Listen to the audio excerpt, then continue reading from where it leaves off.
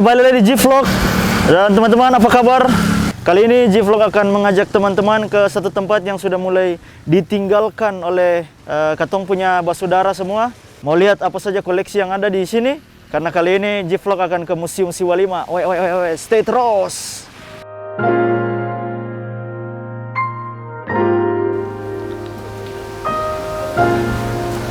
Dan di lokasi yang pertama, ini adalah lokasi dari koleksi busana adat khas Maluku, khususnya untuk pengantin.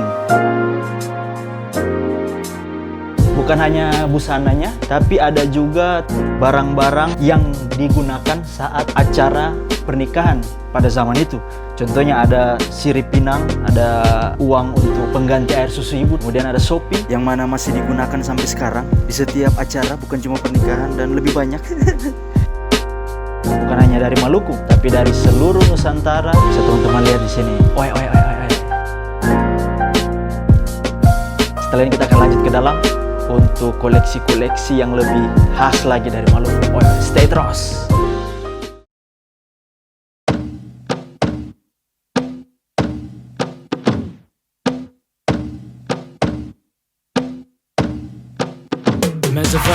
Gedung yang kedua, ini tempat koleksi yang bersejarah. Sebelum kita masuk ke dalam, kita harus sapa dulu muder yang sementara jaga gedung ini, karena saya juga pengen tahu kira-kira ada apa saja di dalam. Sekarang kita sudah bersama-sama dengan Muderji. Dan menurut kira-kira di Museum Siwalima ini pertama dibangun itu tahun berapa? Terus ceritanya bagaimana sampai koleksi-koleksi ini bisa terkumpul di sini tuh kayaknya. Kira-kira bagaimana? Museum Siwalima didirikan pada tanggal 8 November 1973. Iya, yang berlokasi pertama itu di Karangpanjang. Ikes dulu tuh, kita di situ. Pindah ke sini 26 Maret tahun 1977. Dulu ada kolektor-kolektor dari Belanda, itu mereka pergi dan mereka mau mengambil hasil-hasil koleksi kita pulang ke luar negeri.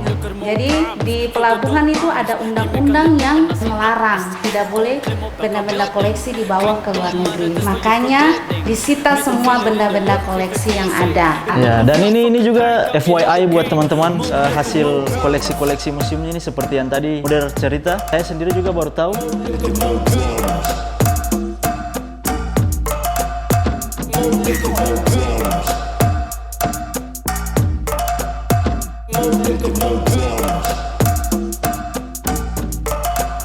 Nah ini tadi yang menarik, dari jauh baru pertama kali juga saya lihat tengkorak secara langsung, biasanya hanya di TV. Dan kalau boleh tahu tengkorak ini ceritanya apa nih di balik tengkorak ini? Tengkorak ini berasal dari Mepa itu di Bulu Selatan. Yang unik saja itu dia punya garis vertikal dan horizontal. Jadi sementara penelitian kenapa sampai bisa garis vertikal dan horizontal? Apakah dulu orang tua dulu tuh dia pakai itu alat berat terus sampai ya? Iya, kan biasa kan bebannya seperti yang digambar itu kan tarus.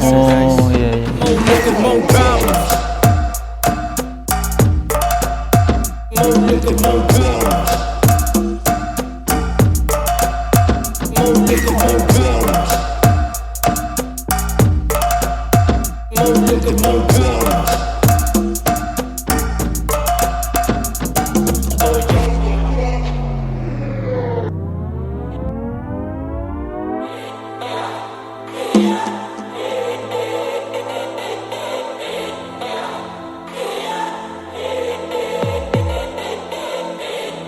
Kalau dapat meja putih, jangan lupa lesa. Nah ini coba boleh dijelaskan sedikit. Kalau dapat meja putih, jangan lupa lesa. Besok-besok kalau jadi orang, jangan lupa tanah Ambon. Besok-besok kalau sudah sukses, jangan lupa orang tua. Katong dulu itu makannya semua lengkap dulu, baru bisa makan bersama. Tapi sekarang tidak lagi. Baru makannya di bawah. Setelah penjajahan masuk, baru katong kenal meja putih. Katong kenal kursi dan meja. wees niet boos, maar gebruik de energie positief. Je agressiviteit is niet meer van deze tijd. Gebruik die generatie lange pijn creatief en laat ze zien wat je allemaal kan doen. Opa zei koop alleen brani, dus ik ga voor roem. Is er vestig de naam als we met z'n allen gaan aan een... Dan kita sudah berada di salah satu spot dari Museum Siwa 5, meriam peninggalan bangsa Jepang dan juga Belanda. Ini bisa kita identifikasi dari tulisan-tulisan yang terdapat pada meriam, dan ini meriam dari bangsa Jepang karena terdapat tulisan kanji di belakangnya, sedangkan yang meriam yang kecil itu peninggalan bangsa Belanda. Dan setelah ini kita akan ke spot yang lain. Kita sudah berada di salah satu iconic heroes dari Maluku. Jadi ada beberapa cerita yang beredar di masyarakat Kota Ambon, seperti tata letak dari patung lama dan patung yang baru. Posisi patung Patimura dipindahkan saat zaman dahulu.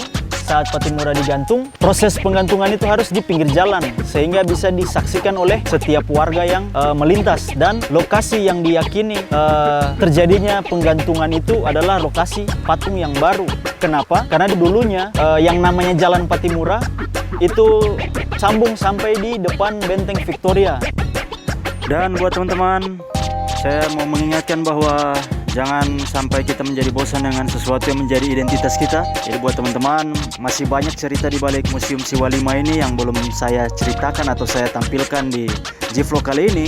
Dan saya ingin mengajak teman-teman untuk mencari tahu sendiri, karena banyak cerita-cerita yang saya yakin bahwa teman-teman sama sekali belum tahu di balik koleksi-koleksi yang ada di museum ini. Terima kasih teman-teman.